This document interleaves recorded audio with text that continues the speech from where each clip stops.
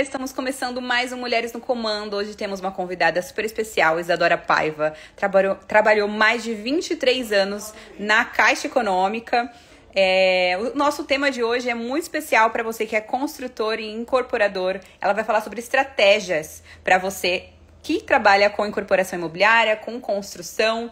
É uma grande mulher, uma grande inspiração para nós mulheres. Olha, já está aqui disponível para gente. Deixa eu convidar ela. Estamos aqui semanalmente trazendo mulheres que são referência no mercado imobiliário, no empreendedorismo, nesse mundo aí, mês das mulheres. A gente trouxe várias mulheres incríveis. Olá, Isadora, tudo bem? Bom dia. Bom dia. Primeiramente, seja muito bem-vinda a Mulheres no Comando. Para a gente aqui é uma honra tê-la como nossa convidada aqui. Acho que ficou um pouquinho, faltar um pouquinho, abaixa o som só um pouquinho para não ficar eco. Deixa eu abaixar aqui o meu também, deixa eu ver se é o meu. Então, para a gente é uma honra ter você aqui como nossa convidada. A gente está trazendo sempre mulheres aqui, assim como você, que são referência. Você tem uma bagagem aí maravilhosa. São 23 anos de Caixa Econômica. Agora empreendeu, tem uma empresa que está ajudando construtores e incorporadores a se posicionarem também no mercado, a entenderem mais como eles vão captar recurso aí, né, fora. Você dá essa consultoria, então achei muito interessante trazer você aqui para falar com essas pessoas. Nosso público tem muitos homens também, então muitos construtores, incorporadores, pessoas do mercado imobiliário. Depois essa live fica salva. Então eu queria que você começasse contando um pouquinho da sua história. Desde quando você começou até hoje, quando você empreendeu aí. Seja muito bem-vinda. Obrigada, Trisha. É um prazer estar aqui com você. É uma honra sempre falar sobre o mercado imobiliário, né? Acho que uma das grandes coisas desse setor é essa conexão, essa troca, esse compartilhamento. Acho que é um dos motivos que me faz ficar, né, ser muito apaixonada pelo mercado imobiliário, né? Eu falo que o mercado imobiliário, quem fala que sabe tudo, só está mal informado. É verdade. Porque é um aprendizado constante. E então, eu realmente, assim, trabalhei mais de 20 anos na Caixa Federal, sempre com habitação. Eu trabalhei com habitação, também com poder público, então, assim, muito focado em programas governamentais. Nos últimos 10 anos, antes de fazer minha transição de carreira, que aconteceu o ano passado, eu saí da Caixa em julho de 24, eu fui superintendente de habitação na região metropolitana aqui de Campinas, então eu acompanhava aí toda a assinatura com as pessoas físicas da região, né? Obviamente, eu só supervisionava, porque são muitas agências, muitos contratos, e eu acompanhava especificamente a estruturação de crédito para pequenas e médias incorporadoras aqui da região. Quando eu saí, minha carteira tinha 32 bi de ativos, então, assim, são números bem significativos.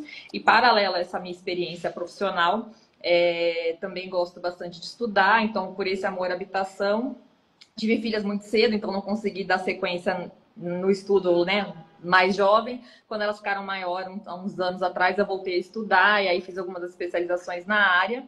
Tinha o sonho de seguir carreira acadêmica, então concluí meu mestrado em 23 também. E aí eu estudei um programa governamental, estou sempre estudando, porque eu acho que são muitas camadas, né? Eu falo, para mim, o mercado imobiliário é um espectro, assim. É difícil falar de um assunto sem você estar conectado com o outro, é um ecossistema muito complexo. E aí, hoje em dia, nessa minha transição de carreira, eu sou consultora da Habitat Consultoria, que é focada em estruturação de capital para construtoras incorporadoras. Então, meu objetivo maior é tentar que eu brinco que os incorporadores eles gostam de prospectar terreno e desenvolver produto, né? Mas tem outras coisas que tem a acontecer no meio desse caminho para o produto dele chegar lá no final, né? Então a gente tem que pensar no financiamento pessoa física, do cliente que vai repassar no começo ou lá no final. Tem que ver toda a questão de aprovação, a gente tem que alinhar muitos planetas, né? E principalmente pensar na estruturação de capital, porque é muito diferente você construir com recurso próprio, construir com financiamento de um banco, levantar recursos em mercado de capitais. Então, a nossa atuação na Habitat é fazer esse planejamento estratégico com o cliente a partir da nossa experiência, para que ele consiga não ter essa preocupação, ou pelo menos estar muito bem subsidiado para que ele tome a decisão, né? Então, a gente tenta caminhar com isso paralelamente. Além disso, eu estou em 2 startups focadas em inovação do mercado imobiliário, e isso para mim é uma grande honra também, porque eu saí da Caixa, que é um mercado extremamente tradicional, né, e um player principal do mercado, mas uma das minhas intenções era também atuar mais com inovação, e aí eu tive a felicidade né, de ser convidada para algumas startups aí que pensam em outras soluções que não só o crédito. Daí eu tenho esses 2 side jobs também, mas sempre muito focada em gerar valor para o mercado. Sim, você é uma mulher incrível. Eu falei tem uma nossa parceira, né, da VMV, que foi por você. A gente está fazendo um trabalho, né, de incorporação, nossa primeira incorporação também. Então, a gente está estudando muito esse mercado. É muito importante a gente estar ao lado de quem já está no mercado para a gente. Eu sempre falo, quando você está com alguém que está no mercado, principalmente você, com soluções, você está na frente, né? Você vai minimizar os riscos que tem na incorporação. Na incorporação é muito importante. E existem muitos desafios para nós, construtores e incorporadores. Eu queria que você falasse aqui para as pessoas que estão aqui quais são os principais desafios, né, para a incorporação e construção, que essas pessoas deu uma falhada, né? Você está me ouvindo? Deu uma travada, agora voltou. Vou falar de novo, então, uma pergunta. Quais são os principais desafios para os construtores e incorporadores que eles enfrentam hoje para ter acesso, né, a esses créditos e financiamentos? Porque eu acho que essa é a parte principal, assim, para quem quer construir e incorporar. Você me ouviu agora? Ouvi. São alguns desafios. Eu acho que curva de aprendizado. Como é uma cadeia muito complexa, é um ecossistema muito complexo, são muitas questões que têm que ser alinhadas. Eu falo assim, a incorporação, ela é um mercado que depende muito de fatores externos. Então, assim, você tem uma indústria, você sabe que você vai ter que comprar matéria-prima, que você vai ter que ter empregados ou, sei lá, ter, né, máquinas que vão fazer aquele processamento. Então, você tem um controle maior sobre a sua linha de produção. No caso do mercado imobiliário, você vai prospectar um terreno, você já está conversando com o segundo ator, que é o terrenista. Aí você precisa identificar a legislação municipal para entender que tipo de imóvel você pode fazer ali. Aí você vai precisar de arquitetos, de advogados para fazer. Aí, paralelo a isso, o que você pode fazer, você tem que entender se aquilo é aderente ao mercado naquele momento, como que está o cenário, né, o macroeconômico, como está a condição de financiamento, porque é uma condição muito importante. Então, são muitos fatores para que você, numa primeira experiência, você já tenha o domínio. Então, geralmente, incorporadores, clientes meus, eles falam assim, olha, eu apanhei no bom sentido, né, no sentido de que, né, minha curva de aprendizado demorou uns 5 anos. Então, assim, entre a pessoa começar e ela falar, nossa, estou familiarizada, tenho segurança completa na minha empresa, uns 5 anos. A mesma coisa a gente fala assim, quando uma incorporadora, ela só desenvolve o produto, só não, né? Muito importante, mas ela desenvolve o produto e comercializa. Daí, geralmente, ela pode contratar uma construtora, a construtora vai ser responsável pela prestação de serviço de engenharia, por construir aquele imóvel. Quando uma incorporadora resolve, por exemplo, começar a construir, também se fala que é uma curva de aprendizado aí de uns 5 anos até ela estruturar essa engenharia para que isso também esteja internalizado. Então, é um segmento que a curva de investimento dele é longa, porque se você falar assim, em média, entre você prospectar um terreno e conseguir finalizar esse ciclo, são 4 ou 5 anos. Então, primeiro, você tem que ter fôlego financeiro, e eu vejo que muitas pessoas não se preocupam com isso, porque existem alguns lugares que falam, você consegue incorporar com R$0. Isso, né, não é bem assim, né? Maneira, pode não ser seu, mas de alguma maneira você vai ter que maneira você vai ter que ter esse recurso. Então, assim, essa curva, acho que a grande dificuldade é essa curva de aprendizado. Então, realmente, quanto mais você conseguir se inserir no mercado, começar a fazer, às vezes, parcerias, se apoiar em pessoas que já são experientes, para que você consiga reduzir essa curva e ficar sujeito a menos riscos, né? Risco sempre vai ter, mas quanto mais você tiver apoiado em bons profissionais sérios que queiram seguir com você, menos chance de você ter um caminho mais fluido, né? Assim, né? Com menos riscos né? Com riscos gerenciáveis, com menor uma previsibilidade de cenários, né? Então é importante isso.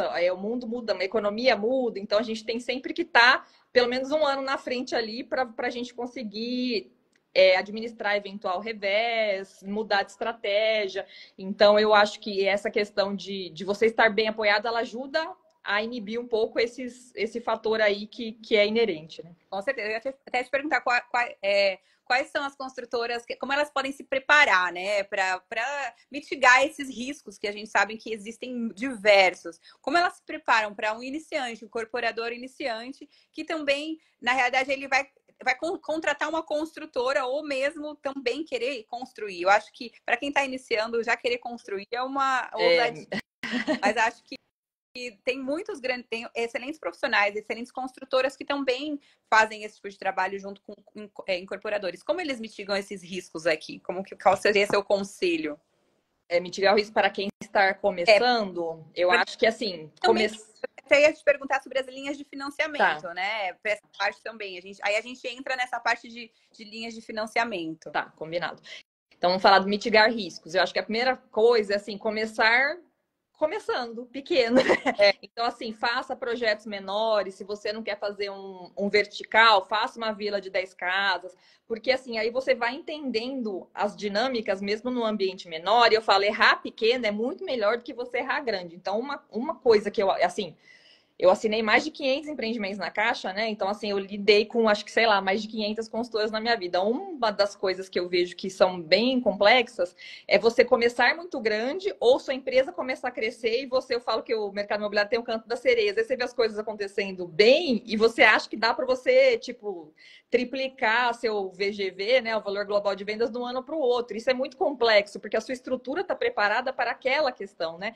Então, acho que a primeira questão, começar pequeno, né? Começar do tamanho normal, assim, corra um risco que não vá, tipo, fazer um strike na sua vida, né? Uhum. Você tem que ser prazeroso, é uma coisa, geralmente a gente entra na incorporação por sonho, porque a gente quer fazer aquilo, é muito bacana a gente entregar valor, né? Gerar moradia, então, assim...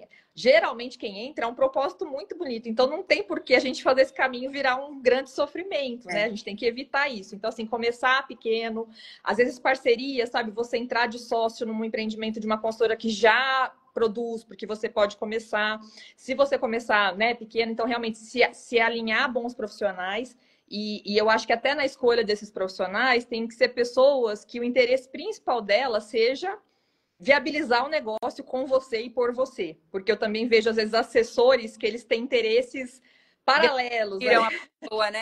Eu passei muito por isso, assim. Eu tô iniciando nessa incorporação, mas, assim, a gente já tá à frente e estamos ali. A gente, óbvio, só vai executar quando realmente a gente se sentir muito preparado, porque é um trabalho muito bonito e prazeroso, mas sério, né? É muito sério. E a gente vê muitos profissionais que ali que já, né? Tem que tomar muito cuidado com as parcerias que você faz, pessoas que você coloca no seu negócio, porque é um negócio que a longo prazo, às vezes você se ilude muito, né, com aquele número, então você tem que analisar muito bem como que vai ser executado, como é que vai ser feito. E você trabalha muito com essa parte de financiamento habitacional. Então, para aquela pessoa, para aquele incorporador e construtor que precisa analisar isso, como é que funciona, né? Como ele trabalha se prepara melhor para atingir esse objetivo de estar lá na frente e conseguir um financiamento, ou quem for entrar conseguir um financiamento, ou mesmo antes. Eu falo que a gente também precisa de investidores. Como que a gente capta esses investidores também antes também do projeto? Como que funciona essa lógica aí? Tá, vamos lá. Então, para captar investidores, em regra, você precisa ter um bom projeto, bom estudo de viabilidade e você fazer, né? Você conseguir defender o seu projeto. É basicamente isso. O investidor ele vai correr risco com você e ele quer ter a certeza que você vai ter aquele retorno. Então, falando em captar, por exemplo, recursos com investidores PF, né? Isso acontece no mercado. Então, o ideal é isso, você ter desenvolvido produto, ter feito estudo que passe segurança e não tem como não falar que o seu background também importa. Então, assim, você está começando, mas você é uma pessoa que é uma referência no mercado imobiliário, né? Você já tem a sua empresa. Então, isso também te dá credibilidade para você defender uma proposta. Às vezes eu sou uma empresa, sou uma incorporadora que estou começando, mas venho de um grupo que tem tem uma envergadura financeira, tem um histórico. Isso conta bastante. Você começar sozinho para captar investidor, se você não tivesse background, normalmente, talvez você, sei lá, se alia a pessoas que não estão preparadas, ou provavelmente você vai ter que dar um default, né? Tipo, você vai ter que dar um desconto aí sobre o valor real muito grande para que a pessoa ache aquilo um negócio que vale a pena. E aí, às vezes, o seu negócio deixa de ser viável por causa disso. Então, por isso que eu falo muito isso, tem que ser começado do tamanho que é possível. Então, se você já tem um background, você tem, né? Você tem uma. Porque as pessoas olham, né? Você vai para o mercado de capitais, tem gente que fala, que você vai conseguir, o mercado de capitais é fácil, mas eles pedem balança, eles pedem DRE. Então, assim, a sua empresa vai ter que ser uma empresa estruturada que tem demonstrativos financeiros. Né? Você, como pessoa física, você não vai, né? Dificilmente, obviamente, tem muitas casas hoje, mas em regra vai ser olhado o seu histórico. Então, ou você vem de um grupo que já tem esse histórico, ou você vai ter que produzir esse histórico de alguma forma, começar construindo com recurso próprio, com parcerias, com pessoas que estão ali mais, para que você tenha isso também para apresentar, porque a confiança de que você vai entregar a obra, né? De que você tem envergadura para conseguir, também conta. Aí, em relação a bancos, né? Bancos, para mim, a Caixa é o banco que é mais, vamos dizer assim, generoso com consultoras pequenas e médias que estão começando, né, os entrantes no mercado. Por que motivo? Primeiro, por ser um banco público, né? Então, obviamente, tem outros motivos para que ela atue no mercado imobiliário que não só o retorno financeiro, mas também porque a Caixa ela tem um produto que a gente chama de apoio à produção, que a gente consegue aprovar o empreendimento com zero obra. E aí você já vende para as pessoas físicas, financiado aquele, né, o imóvel que ainda não foi construído, e a Caixa garante, ela faz, né, todo um controle para que ela tenha o custo de obra, somando o que as pessoas físicas que você vendeu vão financiar, mais o que a Caixa vai te dar como um crédito PJ, a Caixa tem certeza que ela tem o custo de obra sob gestão. Então ela tem um controle tão complexo, né, tão rigoroso, tem um quadro de engenheiros enorme, que também fica mais seguro ela ser um pouco mais flexível na entrada desses clientes. Mesmo assim, em regra, o ideal é que a empresa tenha 2 anos já de abertura e que ela precisa ter um histórico de faturamento. Então, assim, ou ela tem um grupo, já prestou serviço de engenharia, fez alguma questão, ou, né, ou você vai ter que começar de uma outra forma até você conseguir ter esses 2 anos aí de faturamento. Perfeito. Então, assim, essa sua experiência na Caixa facilita muito para as pessoas que querem entrar no mercado, que tem essa consultoria com você, né? Então, quais são os programas que você considera mais vantajoso para incorporadores, né? E quais mudanças, na realidade, recentes impactam nesse setor? A gente vê muito aí a parte dos juros subindo, o que isso impacta ali na hora do construtor, do incorporador ter essas vantagens?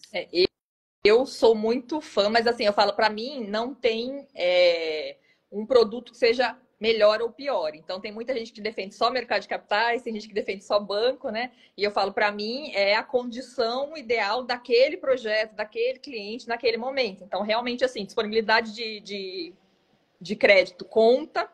Esse ano a gente está pressionado por funding, porque, né, por causa das saídas da poupança e também até a própria precificação, porque a taxa de juros alta ela dificulta para os bancos, né, conseguirem o spread do financiamento habitacional. Então não tem certo ou errado, mas como eu falei, para pequenos e médios, eu acho que começar pela Caixa é melhor.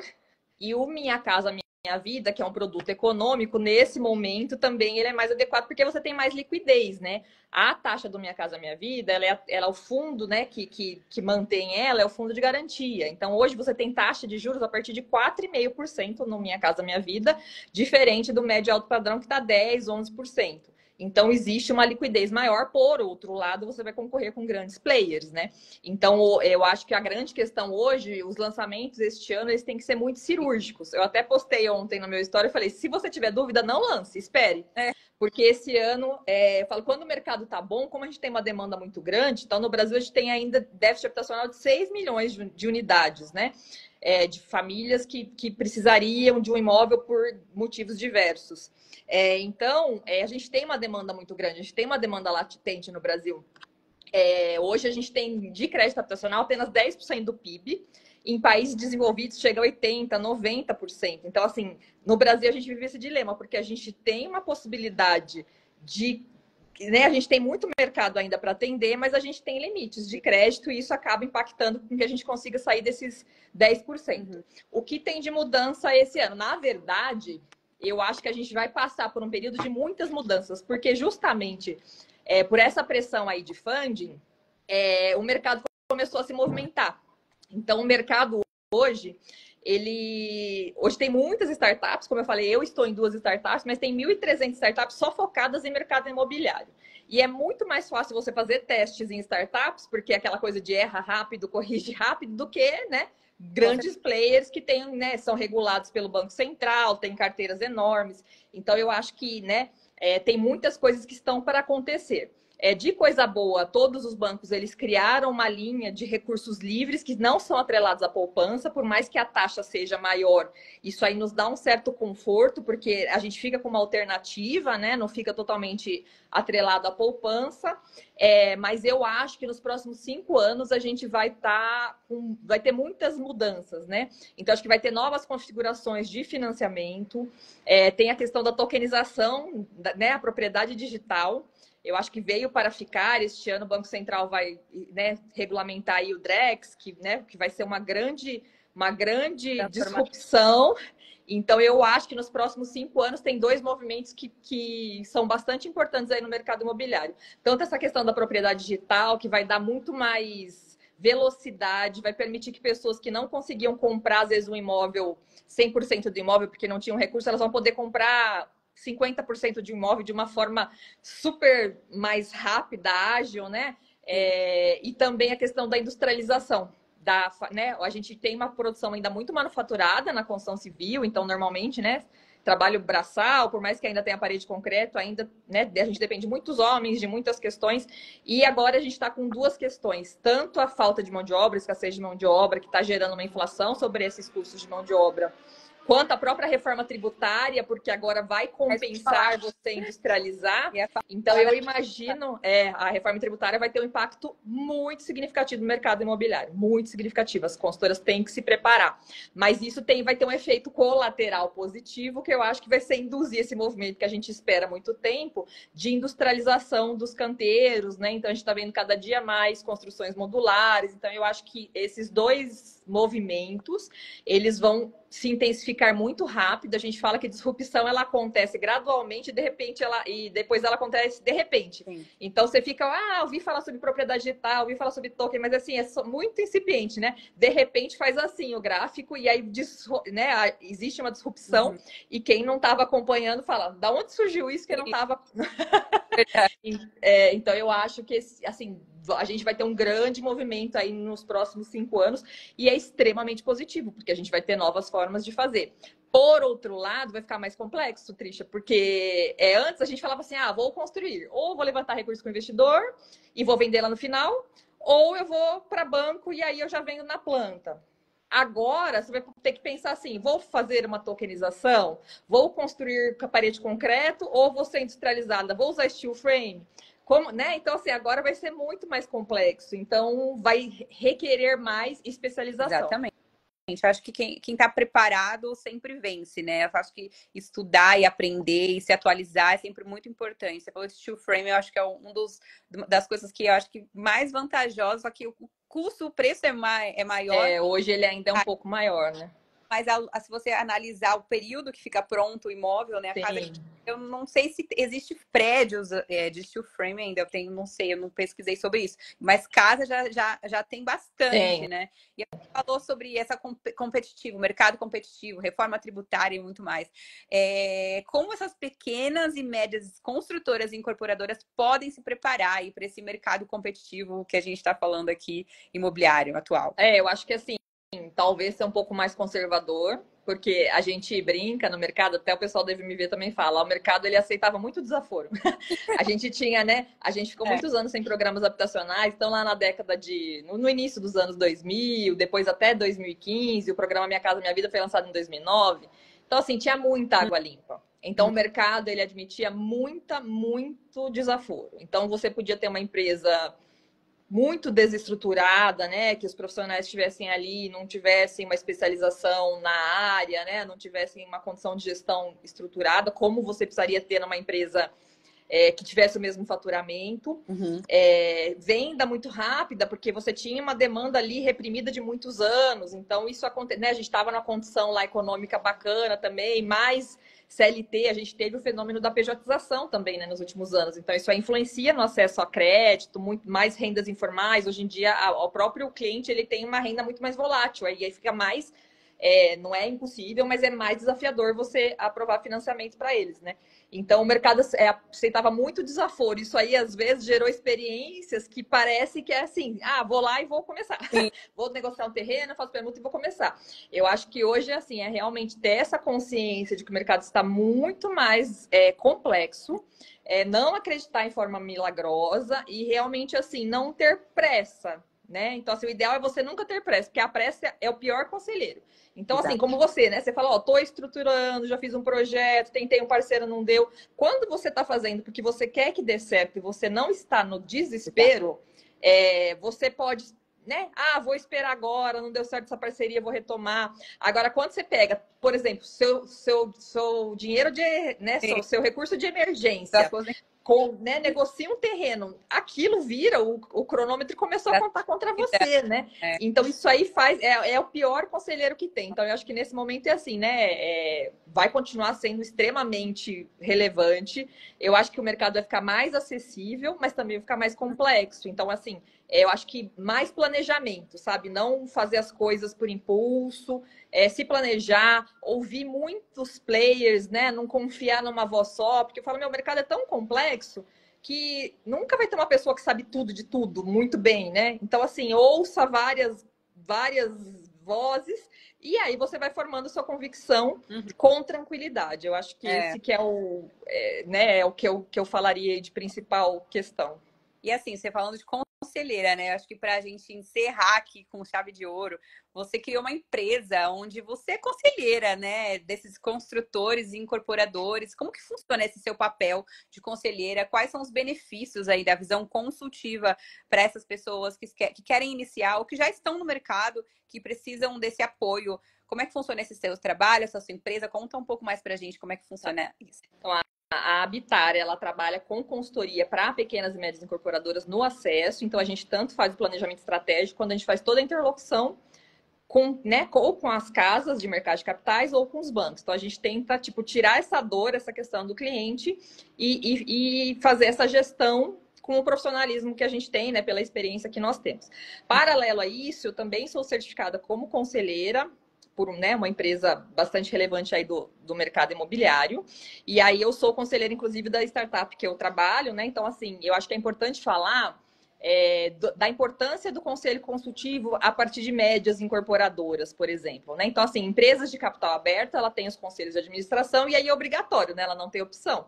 Ela tem que formar, tem toda uma legislação. O conselho consultivo, como o próprio nome diz, ele é consultivo. No mercado imobiliário, ainda é muito incipiente a presença de conselhos consultivos estabelecidos. Então, na Habitar, a gente tenta, mesmo quando eu fecho um contrato de consultoria normal, obviamente a gente entrega muito mais. A gente tenta fazer esse papel de conselheiro consultivo. Para fazer um resumo, assim, eu me preocupo muito com o dinheiro do meu cliente. Então, às vezes eu vejo ele fazendo uma parceria equivocada, né? Então, assim, eu tento realmente, assim, antecipar questões e falar. No mercado imobiliário, ainda pouquíssimas empresas implantam. Existe uma pesquisa até da própria Global Talent, que é a empresa com a qual eu fiz a minha certificação. E essa pesquisa fala, são poucas empresas com conselho, e além disso, as que têm conselho, ainda assim, às vezes, é um conselho formado de forma pessoal. Então, eu vou chamar meus amigos que incorporam comigo, ou eu vou chamar pessoas da minha família. Então, às vezes, quando é um grupo familiar, eu vou chamar ali meus parentes, porque eles, né, vão tocar. Então, o ideal, né, existe o IBGC, que é o Instituto Brasileiro de Governança Corporativa, ele tem até uma cartilha de governança corporativa que está acessível para todos. É extremamente, né, qualquer um pode baixar lá, e eu acho que a gente pode aplicar nas nossas empresas de qualquer forma. E aí, assim, uma das questões de governança é você evitar conflitos de interesse. Então, por exemplo, se uma pessoa presta serviço para você ou você presta serviço para ela, o ideal é que ela não esteja no seu conselho consultivo, porque ela não está em pessoal ali, né? Ela tem interesses de que você continue atrelada a ela quer continuar com aquela parceria. Então, assim, por mais que a pessoa seja de boa índole, a chance dela ter, às vezes, desvio aí de análise, né? Ou alguma trava. Então, é muito importante que você tenha pessoas imparciais na sua equipe através de um conselho consultivo. Aí, o que a gente fala de conselho consultivo, que o ideal é que tenham pessoas de diversas habilidades, né, de diversas competências para justamente, né, porque a empresa é extremamente complexa. Então, eu, por exemplo, tento auxiliar muito nessa questão de governança e estruturação de capital. Aí, às vezes, você pega alguém que é referência em tecnologia. Aí, às vezes, você bota alguém que é referência em SG. Então, você ter um grupo que tenha essa multidisciplinaridade é o melhor dos mundos, porque aí você vai ter pessoas que estão comprometidas. Uma das questões do conselho também é que, né, não se aconselha que tenha remuneração variável, né? Porque isso aí também pode influenciar na questão. Então, assim, tem uma série de princípios para que a pessoa esteja ali realmente comprometida. Ela tem que estudar a sua empresa, entender os valores da empresa, a missão, visão, valores da empresa, e aí, nessas acompanhamentos, nas reuniões, nas reuniões de conselho, ela vai tentar contribuir para que esta missão esteja condizente com o planejamento estratégico da empresa e com as ações táticas da empresa para que isso aconteça. E também essa questão de governança, e eu acho que hoje em dia, né, com tudo isso que a gente falou, essa questão de gerenciamento de riscos é extremamente importante. Verdade. Então, para quem quiser te contratar, quem quiser ter você como conselheira ali, construtor, quem é o seu público-alvo aí também?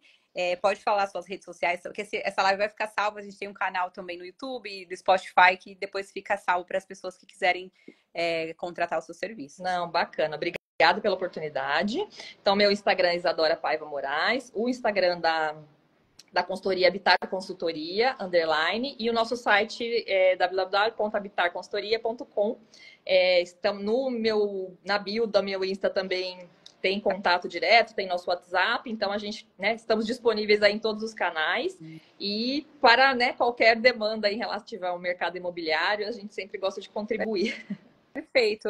Que você continue aí abrindo portas, porque eu assim, gosto de trazer essas mulheres assim como você, que está abrindo portas, está crescendo ali no mercado imobiliário, principalmente, que eu sou fã, estou há 10 anos no mercado imobiliário, então eu gosto de trazer essas mulheres que são disruptivas, né? Assim como você. E empreender, a gente sabe também que não é fácil, então você está fazendo um trabalho muito lindo, um trabalho assim de formiguinha, mas que está crescendo muito rápido também. Eu tenho certeza que vai ser muito sucesso. O que você precisar aqui de mim, do Mulheres no Comando, pode contar. Espero conhecê-la pessoalmente. Estamos próximas, né? Aqui Sim, estamos em Campinas.